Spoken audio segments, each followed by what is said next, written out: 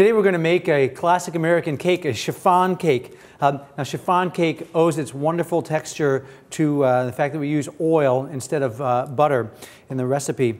Today we're choosing canola oil. Canola oil is a great choice because it is has the lowest amount of saturated fats of any common culinary oil. It's entirely trans fat free, and it's a great source of plant omega-3s. So not only is it a delicious cake, it's actually a healthy version of that same cake. We start a chiffon cake by mixing together some dry ingredients. I have some flour and sugar, baking powder, and salt. All these need to be sifted to ensure that we're not going to have any lumps in our cake when we're done. So just run them through a sieve.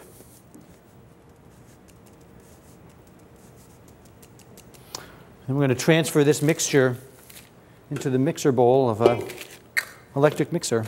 I'm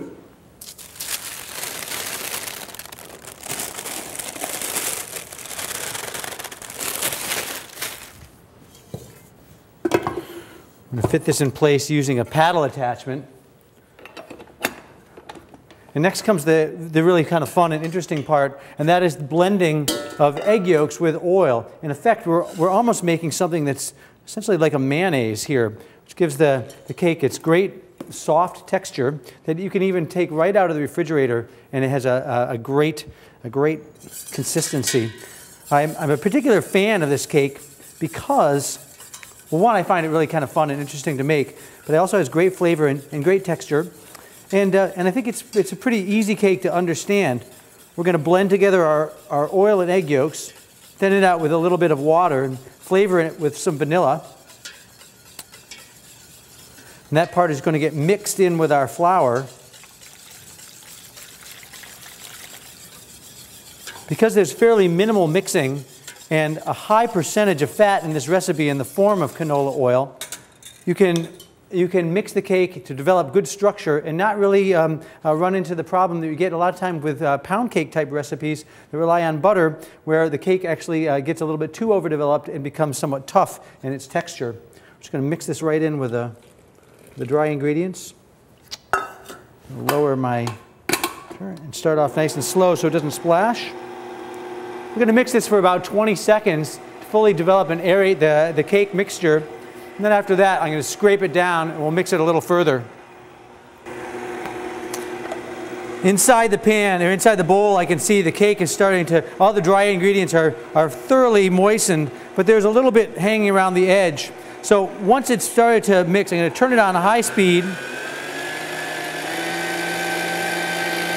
This will incorporate a little bit of air into the mixture, so we'll get a nicer consistency, nicer texture.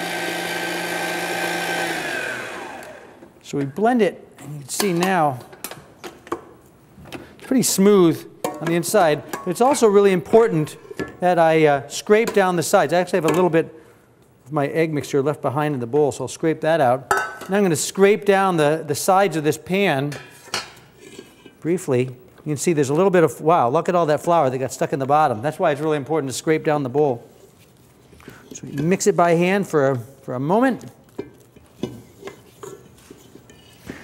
A chiffon cake is a great recipe for, birthday cakes, or I actually made wedding cakes with it plenty of times.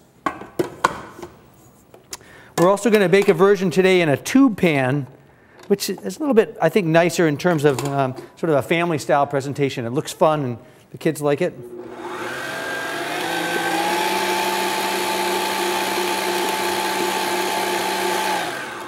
Okay. The base part of this cake is well mixed.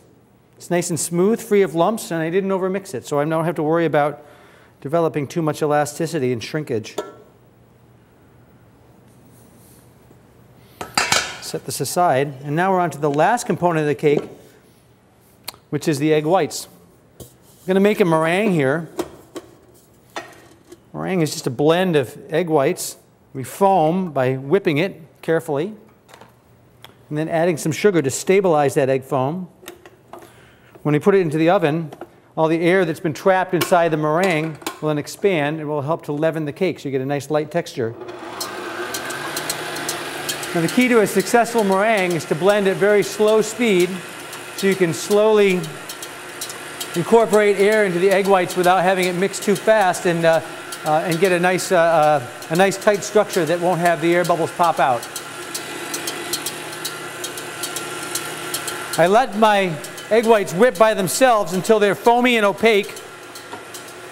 And we'll slowly add the sugar.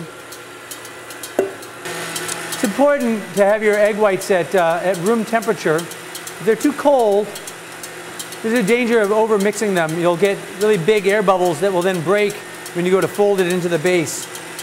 So slow is the way to go. Once our egg white mixture is become foamy, I'll slow this down so you can see inside.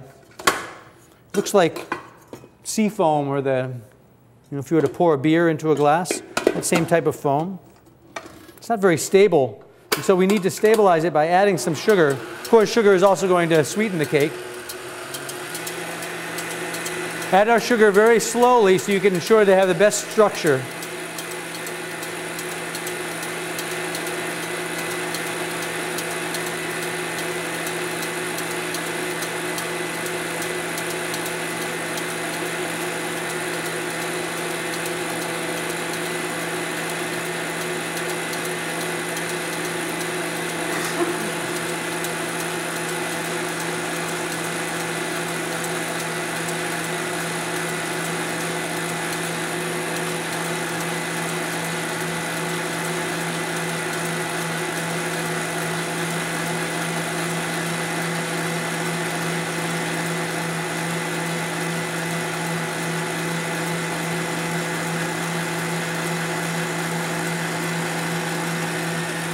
Once you've incorporated all the sugar into the egg white mixture, you need to whip it to allow it to hold more air.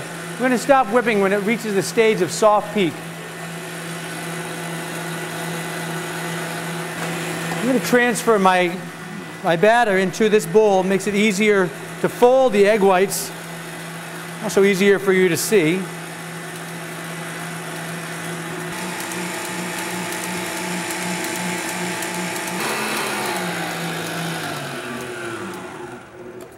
All right, so our egg whites are now beautifully developed. We have a nice meringue. You can see it's nice and creamy, not over whipped. It has the texture of shaving cream. And so our cake batter is a little bit thick right now, so we'll take a portion of these egg whites. I'm going to just stir it in here to loosen that mixture. Once we've softened it up, I'll very carefully fold in the remaining egg whites so we can hold as much air as possible and get the lightest texture to our cake.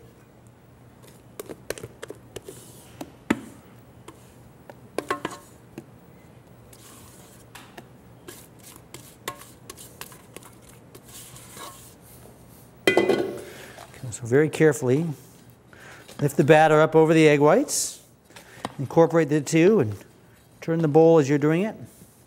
The more careful you are with this step, the more volume you're going to get from your cake.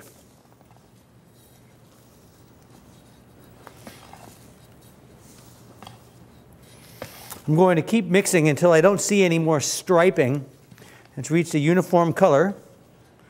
Then I know that I'm all ready to go. Now I've prepared two pans here. One is a typical 10-inch pan that we might use to bake a birthday cake. We also have an angel food cake tube pan.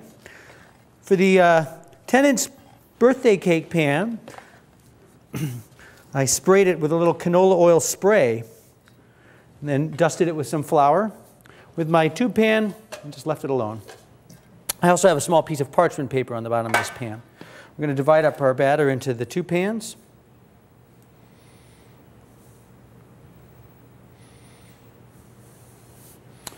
This one we want to be careful not to spill it.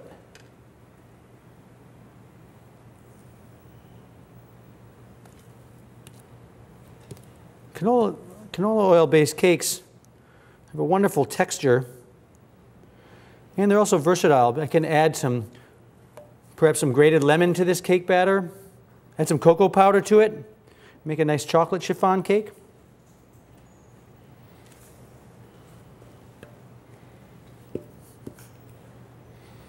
There we go. These cakes are ready for the oven. Okay, I have these cakes out of the oven right now, the two versions of our chiffon cake. Let's take a cut out of this one. Now the one is perfect for slicing and using to build a typical birthday cake. But look at the texture of here. It's nice, it's moist, it's rich, a little subtle flavor of vanilla. It's going to have a great texture right out of the refrigerator. And again, that's because of the canola oil that we're using here as opposed to a cake that's typically made with butter. It's a versatile cake and easy to make.